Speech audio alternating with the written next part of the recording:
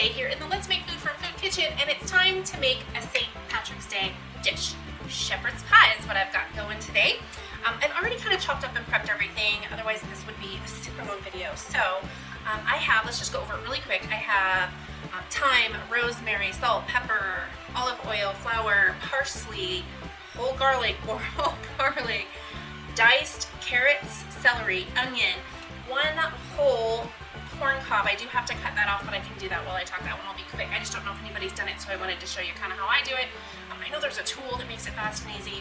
When I start canning corn this summer, when corn comes into season, I will buy one then.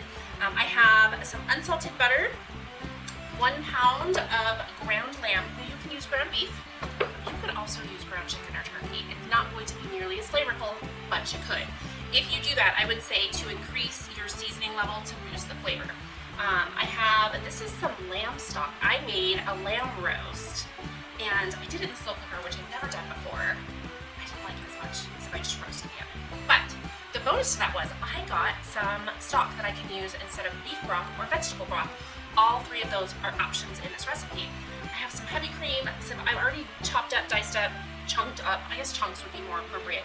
Some Yukon Gold potatoes for our potato topping, and some Parmesan cheese. I believe that's everything that I need, except I will need a little more salt and pepper when I do the potatoes, but I'll get that out when I get there. I've got time. We've all got time.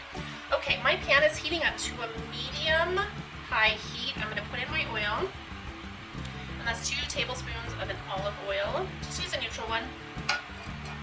This is my baking dish that I'm going to use when I assemble everything together.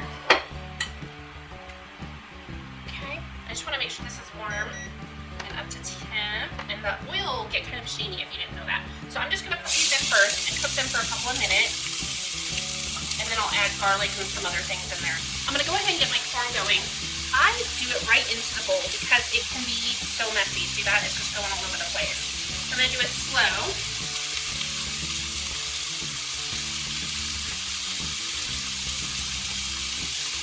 Fresh corn, I just feel like it gives it a better flavor. If you're in a big hurry, you could use frozen carrots and all of that stuff. I just choose not to because I always prefer it to be fresh wherever I can get it. And I happen to be able to get some corn today.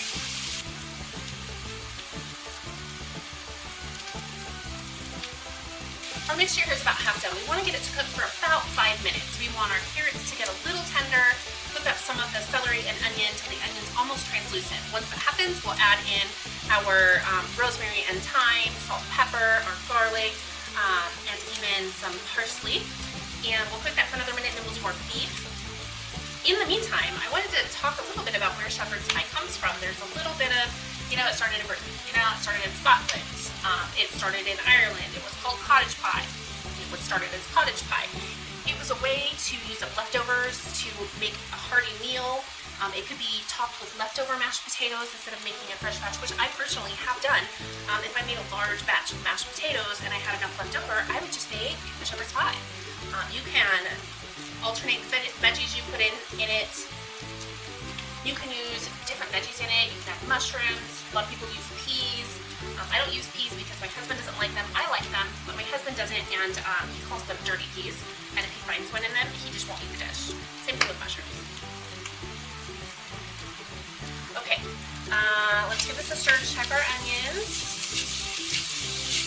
Interestingly, the entire month I was in Ireland, I did not once have shepherd's pie. There were many things I had. One of my favorites was the fish and chips. It was the best fish and chips I've had in my entire life, and I'm over 40. I don't know if anybody knew that. I don't know if I should tell you that. Anyway, the best fish and chips I've ever had. Yes, I've been to England, been to London, been to Scotland. Best fish and chips I ever had was in Ireland at multiple places. Takeaway fish and chips. Best lasagna. The best lasagna I ever had was in Galway. I was so surprised, but they were Italian immigrants that had a restaurant there, so it makes sense. I had it in Ireland, but it was made by some Dutch. It's delicious. Okay, I'm gonna go ahead and smash in my garlic. So I need 4 cloves over here. There we go. And I just wanna do it this way. If you don't have a garlic press, just mince them up finely. You could even use garlic powder. I try it, like I said, try to do fresh. No shame in your game.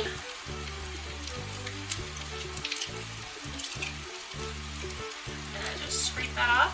And I'm not done with my garlic crust because I'll need it for my potatoes. So I'm going to keep that out over here. Stir that in. And I'm going to go ahead and add in my salt and my pepper and my thyme, my rosemary. And these are the herbs that I grew over the summer and dried out. They are still serving me well here in the winter. Okay, I'm just going to give that a little stir. I don't need to put my parsley in the cook down as much just yet because it's fresh parsley. You can also use dried. The aromatics that's coming off this right now is so good. Love it. Okay, now I'm going to go ahead and add in my lamb. It's 1 pound of ground lamb.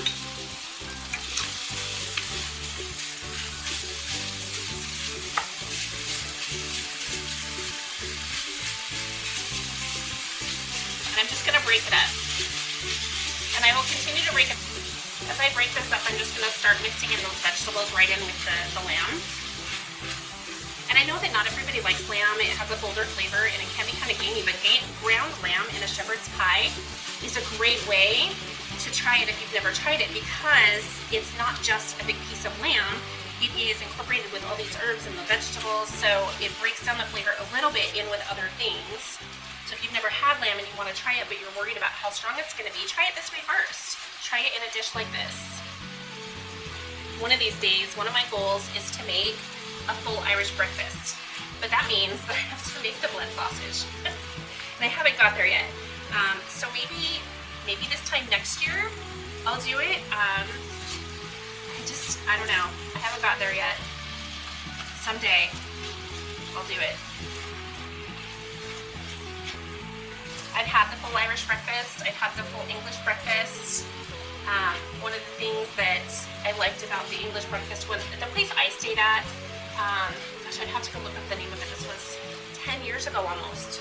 9.5 years since I went to London. I did London, Scotland, did some touring around. It was my honeymoon with my husband.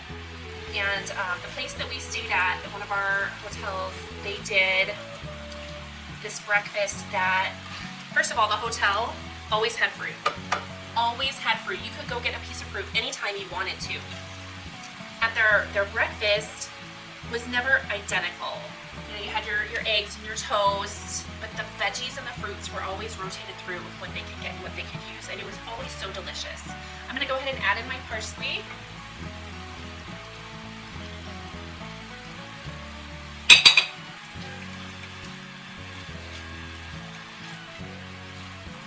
Okay, so this is about ready. I'm about to add in my flour, and that's going to thicken our sauce. So I'm just gonna sprinkle this on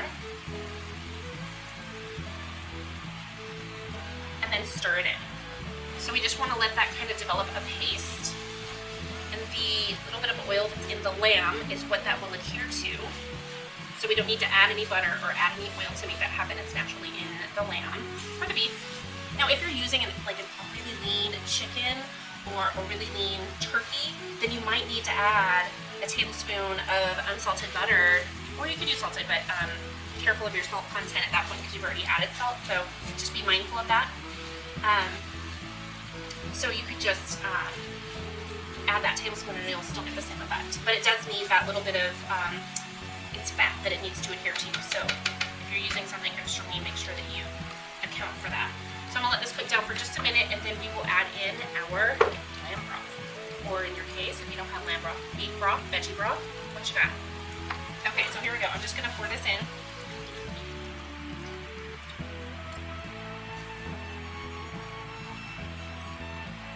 And stir it up. That needs to go. You'll notice this start to thicken up. Once it's thickened up, you're good to go, and we'll transfer it into our pot over here. So I'll see you here in just a minute. Okay, I am ready to add this to my baking dish.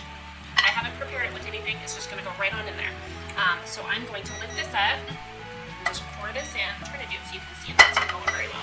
There we go.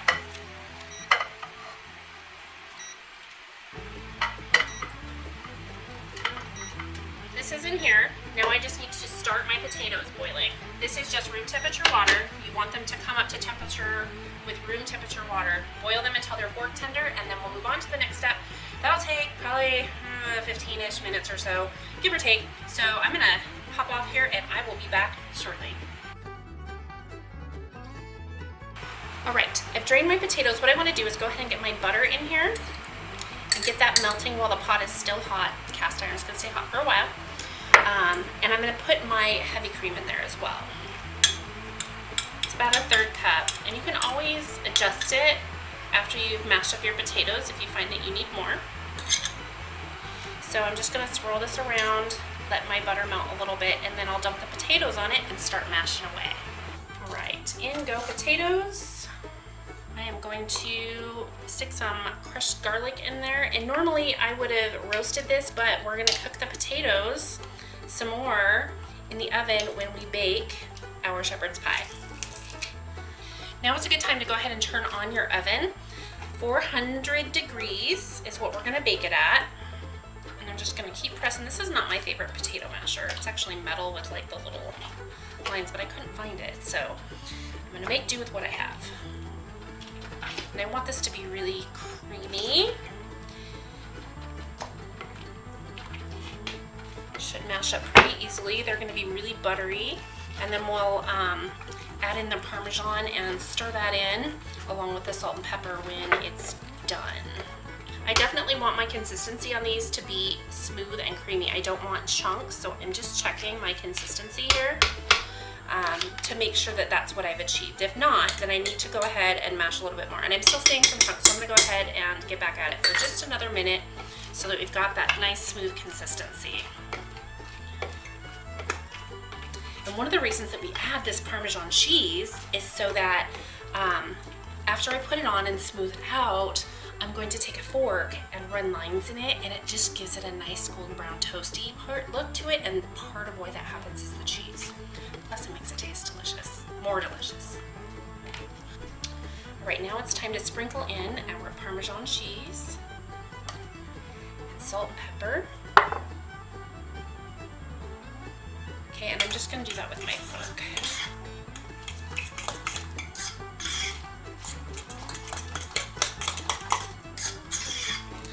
I'm gonna show you what I've got going here with my consistency. This pot's still hot. Now, the final thing I wanna do before I put this on my pie mixture is taste it and make sure that I am happy with my flavor.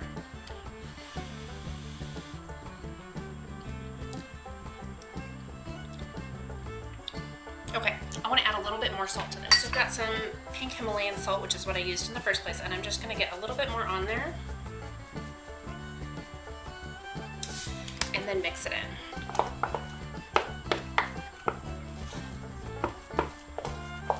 And I think that'll do. It had a really nice garlic flavor to it, which was perfect for what I want to do. Okay, I'm going to move this out of my way and get my pie mixture here.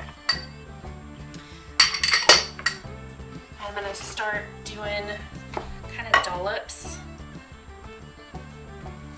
on to, and I'm gonna use all of it. There's no reason to reserve anything here.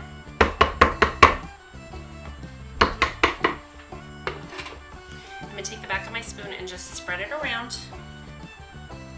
And I'm trying really hard not to pull up any of the lamb mixture ingredients. I want that to be completely covered with the potato. Okay, now I can take my fork and I'm gonna use the tines and just create some lines on there. Kind of like a plow has come through my field of delicious potatoes. And when I'm all done, I'll lift it up and show you the pattern. There we go. All right, that is ready to go in the oven. 20 to 25 minutes, and then we're gonna take it out and let it cool for probably 10 minutes, okay? So in this goes, I'm gonna bake it and let it cool, and then I'll come back on. So I will see you half an hour-ish. Okay, here we are. Shepherd's pie has baked and cooled for about 10 minutes or so. And I just want to show it to you. Look at that. See how that browned up on the top? And it's got a little bit of crisp to it. Not a lot, it shouldn't have a lot, but let's go ahead and see. Getting that first piece out is always the hardest, and since this is curved, I think I will get a smaller spoon. Let's see. New tools. Because this is curved, I don't want it to completely fall apart when I take it out. It kind of will though. Ugh. Yeah, it needed to cool some more, and that's okay. So there we go. Some shepherd's pie. It'll cool some more in a little bit, and then it'll slice easier. But if you let it cool a good 15-20 minutes, this obviously wasn't long enough. I thought it was. So just let it cool a little bit longer, and it'll firm up and not be quite as soupy. It'll still taste delicious no matter how soupy it is though. So here we are.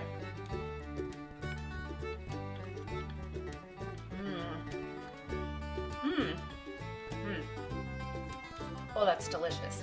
So yummy. Just the simple steps of using the fresh vegetables instead of frozen or canned. It's so good. Whatever you're doing this coming St. Patrick's Day, I hope it's amazing. Coming up, I'm gonna make some Irish cream pie. It's as good as it sounds. So stay tuned for that. There's one more video that I need to make in preparation for it because the crust is made from chocolate chip cookies. So you know, I have to make the chocolate chip cookies first. So that'll be next. So we have shepherd's pie.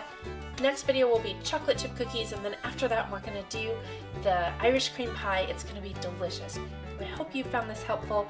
If you liked what you saw, give it a thumbs up. From my kitchen to yours, let's make food from food.